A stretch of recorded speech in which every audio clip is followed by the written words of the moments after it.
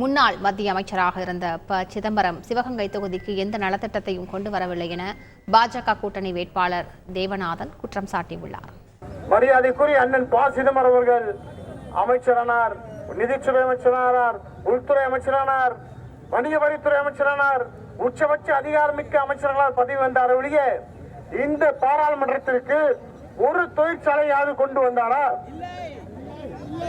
அதற்கும் மேலாக கடந்த 2019 முதல் 2024 முறை பாராளுமன்றத்தில் மரியாதைக்குரிய அன்பு தம்பி அவருடைய மகன் கார்த்திக் சிதம்பரம் இங்கே போட்டியிட்டு வெற்றியிட்டார்.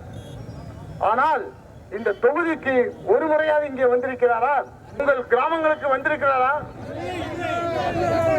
ஆனால் மீண்டும் எந்த தைரியத்தில் அன்புக்குரிய தம்பி கார்த்திக் சிதம்பரம் அவர்கள் போட்டியிடுகிறார் என்றால் திராவிட முன்னேற்ற கழகத்தை நம்பி. செய்திகளை உடனுக்குடன் தெரிந்து கொள்ள உடனே சப்ஸ்கிரைப் பண்ணுங்க.